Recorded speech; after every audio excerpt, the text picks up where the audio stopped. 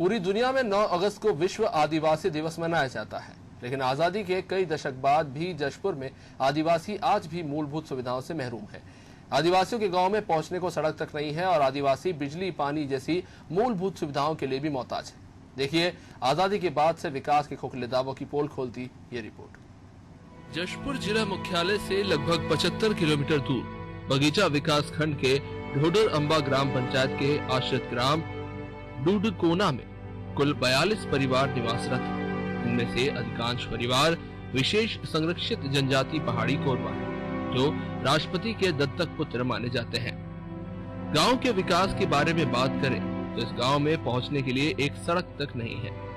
पगडंडियों के सहारे घने जंगलों के बीच गांव तक 1.5 किलोमीटर पैदल चलकर लोग पहुंचते हैं। इस गांव में विकास के नाम पर एक स्कूल भवन और एक आंगनवाड़ी बस है। स्कूल के लिए एक अतिरिक्त कक्ष भी स्वीकृत हुआ था, जो भ्रष्टाचार की भेंट चढ़कर आज तक अधूरा पड़ा हुआ है।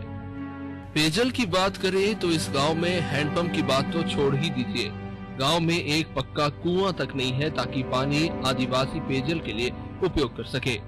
साफ पेयजल की सुविधा नहीं होने के कारण यहाँ के ग्रामीण झरने और डोडी का गंदा पानी पीने को मजबूर हैं।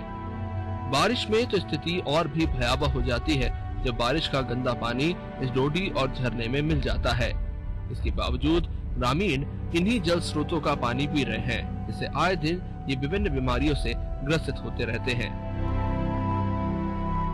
प्रदेश के जिलों में हर गांव को विद्युतीकरण करने की घोषणाएं वर्षों से होती आ रही है, लेकिन इस गांव में बिजली कब पहुंचेगी इसका किसी को कोई पता नहीं है। गांव में बिजली नहीं होने से ग्रामीण खासे परेशान है। गांव में बिजली नहीं होने के बावजूद यहाँ के आंगनवाड़ी भवन को विद्युतीकरण कर शासन के पैसों का दुरुपयोग भी किया गया है। बिजली नहीं होने की वजह से बारिश और गर्मियों के मौसम में ग्रामीणों को सर्पदंश का भी खतरा बना रहता है। ठंड के मौसम में पक्की फसलों को खाने हाथियों का जमावड़ा गांव के आसपास रहता है और इस तरह से यहाँ के ग्रामीण बिजली नहीं होने की वजह से गज और भुजंग की समस्या से परेशान हैं।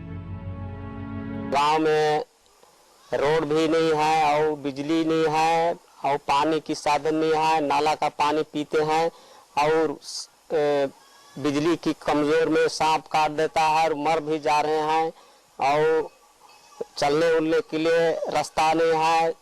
पहाड़ में अकेला भी चल के आ जाते हैं और कोई साधन नहीं है। पानी कर हम परेशान है, सब जैत कर है। बिजली होनी है ना कहीं चिनी है मटने, गाड़ी ना घोड़ा कोनो कर साधन नहीं है, रोड ना कहीं चिनी है मटने। पानी हम नाला करला पीथन झेरिया करला हो जन बीमारी किसे कर भी हो। ऐसा नहीं है कि इस गांव में किसी नेता या अधिकारी की नजर ना पड़ी हो। चुनाव के वक्त विभिन्न राजनीतिक दलों के नेता पैदल सफर तय कर गांव तक पहुंचते हैं और वोट के लिए ग्रामीणों से अनेकों वादे भी करते हैं, पर चुनाव जीतने के बाद कोई भी जनप्रतिनिधि इस गांव में नहीं पहुंचता है। अधिकारियों की बात करें तो कुछ साल पहले एक IAS अधिकारी गांव में पहुंचे थे और शिविर लगाकर लोगों की समस्याएं भी सुनी, लेकिन अब भी स्थिति जस की तस बनी हुई है। इस क्षेत्र की जिला पंचायत सदस्य रीना बरला यहाँ बारिश के बाद मूलभूत सुविधाओं की कमी को लेकर बात कर रही हैं। तो वहीं प्रदेश कांग्रेस की महामंत्री फुलकेरिया भगत इस मामले में बीजेपी के 15 साल के शासनकाल पर सवाल उठा रही है। तो वहीं बीजेपी सांसद गोमती साय कांग्रेस के 70 साल के विकास के दावों पर सवाल खड़े कर रही है। हालांकि अधिकारियों का कहना है कि जल्द ही गाँव के विकास के लिए प्रयास शुरू हो जाएंगे। हाँ, वो मेरा चुनावी क्षेत्र रहा है और वो पहुंच विहीन एरिया है, तो मैं भरसक प्रयास करूंगी कि फिलहाल के लिए तो अभी वहाँ पहली प्राथमिकता रोड है। तो ये अपना जिला पंचायत परिषद में बैठ के सीओ साहब से चर्चा करके सबसे पहले तो रोड को सैंक्शन करने का प्रयास करेंगे और उसके बाद थोड़ा बारिश कम हो जाने के बाद मैं पेयजल का वहाँ बोरिंग का व्यवस्था करूंगी प्राथमिकता क्रम से। पहले तो 15 साल बीजेपी सरकार था, उन्होंने बड़े बड़े दावे किए, लेकिन आज तक उस दुरुस्त एरिया का वो लोग विकास ही नहीं किए, क्योंकि वहाँ पहाड़ी कोरवा लोग रहते हैं और वहाँ आने जाने की कोई सुविधा नहीं है।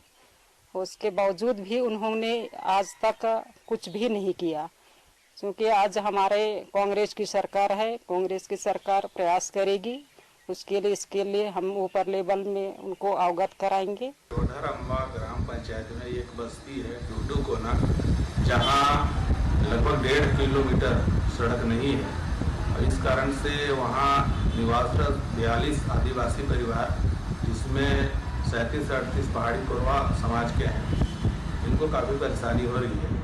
अभी माननीय पंचायत मंत्री जी के यहाँ से एक लेटर प्राप्त हुआ है, जिसमें ऐसे ग्राम जहाँ सड़क पुल पुलिया नहीं है, वह ग्राम पहुँचविहीन है, उसका प्रस्ताव मांगा गया है। मेरे द्वारा यह प्रस्ताव तत्काल भेजा जा रहा है और उम्मीद है कि इस ग्राम में भी सड़क और पुलिया बन जाए। एकदम ट्रैवल एरिया है, ट्रैवल लोग रहते हैं उस ग्राम में, तो निश्चित है बिजली, रोड, पानी पहुंचना अनिवार्य है।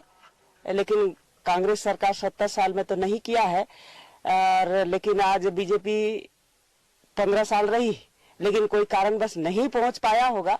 लेकिन अभी मेरे संज्ञान में आया है, अभी कांग्रेस की सरकार है और कांग्रेस की सरकार को अभी ध्यान देना चाहिए, ऐसे ऐसे जगहों को चुनिंदा मतलब चुनना चाहिए कि विकास वहां जल्दी से जल्दी पहुंचे। अभी मेरे संज्ञान में ये बात आया है, तो मैं जरूर उस बात को लेकर के पहल करूंगी। भले ही इस मामले में बीजेपी और कांग्रेस एक दूसरे पर सवाल खड़े कर रहे हो, लेकिन कहीं ना कहीं इस गांव के हालातों के लिए दोनों ही दल जिम्मेदार हैं।